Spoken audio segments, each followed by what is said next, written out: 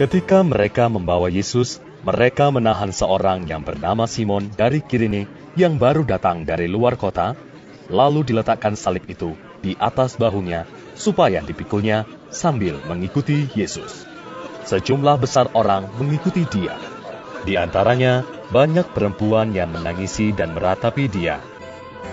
Ketika mereka sampai di tempat yang bernama Tengkorak, mereka menyalibkan Yesus di situ, dan juga kedua orang penjahat itu, yang seorang di sebelah kanannya dan yang lain di sebelah kirinya. Yesus berkata, "Ya Bapa, ampunilah mereka, sebab mereka tidak tahu apa yang mereka berbuat." Dan mereka membuang undi untuk membagi pakaiannya. Orang banyak berdiri di situ dan melihat semuanya. Pemimpin-pemimpin mengejek dia, katanya, "Orang lain ia selamatkan. Biarlah sekarang ia menyelamatkan dirinya sendiri, jika ia adalah Mesias, orang yang dipilih Allah." Ada juga tulisan di atas kepalanya, "Inilah Raja orang Yahudi." Seorang dari penjahat yang digantung itu menghujat dia, katanya, "Bukankah engkau adalah Kristus? Selamatkanlah dirimu dan kami." Tetapi yang seorang menegur dia, katanya, "Tidakkah engkau takut juga tidak kepada Allah, sedang engkau menerima hukuman yang sama? Kita memang selayaknya dihukum, sebab kita menerima balasan yang setimpal dengan perbuatan kita. Tetapi orang ini tidak berbuat sesuatu yang salah." Lalu ia berkata, "Yesus, ingatlah akan aku apabila engkau datang sebagai Raja."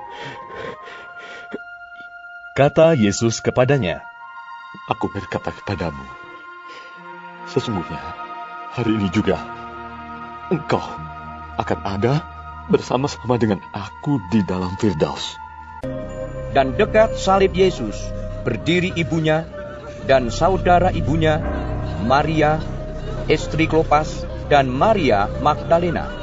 Ketika Yesus melihat ibunya dan murid yang dikasihinya di sampingnya, berkatalah ia kepada ibunya, "Ibu, inilah anakmu."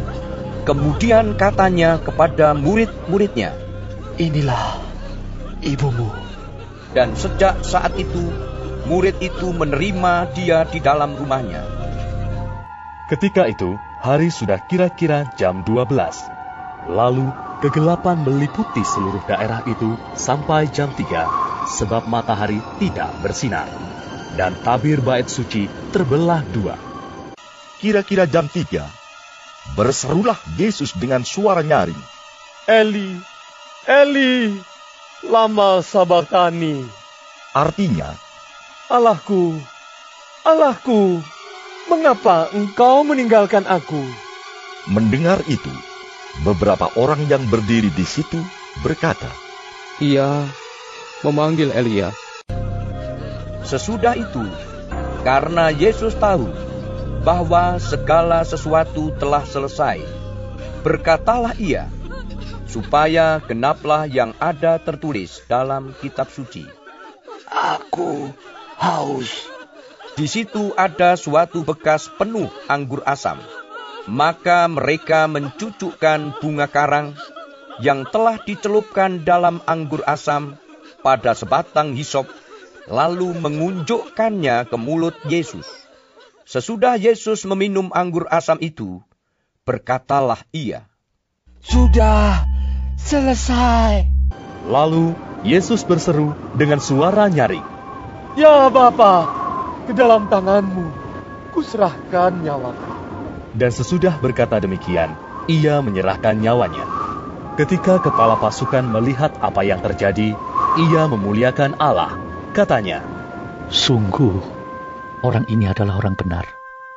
Karena hari itu hari persiapan, dan supaya pada hari Sabat, mayat-mayat itu tidak tinggal tergantung pada kayu salib, sebab Sabat itu adalah hari yang besar, maka datanglah orang-orang Yahudi kepada Pilatus dan meminta kepadanya supaya kaki orang-orang itu dipatahkan dan mayat-mayatnya diturunkan. Maka datanglah prajurit-prajurit, lalu mematahkan kaki orang yang pertama dan kaki orang yang lain yang disalibkan bersama-sama dengan Yesus. Tetapi ketika mereka sampai kepada Yesus dan melihat bahwa ia telah mati, mereka tidak mematahkan kakinya, tetapi seorang dari antara prajurit itu menikam lambungnya dengan tombak, dan segera mengalir keluar darah dan air. Menjelang malam, datanglah seorang kaya, orang Arimatea, yang bernama Yusuf, dan yang telah menjadi murid Yesus juga. Ia pergi menghadap Pilatus dan meminta mayat Yesus. Pilatus memerintahkan untuk menyerahkannya kepadanya. Dan Yusuf pun mengambil mayat itu, mengapaninya dengan kain lenan yang putih bersih, lalu membaringkannya di dalam kuburnya yang baru, yang digalinya di dalam bukit batu. Dan sesudah menggulingkan sebuah batu besar ke pintu kubur itu, pergilah ia. Tetapi Maria Magdalena dan Maria yang lain tinggal di situ, duduk di depan kubur itu.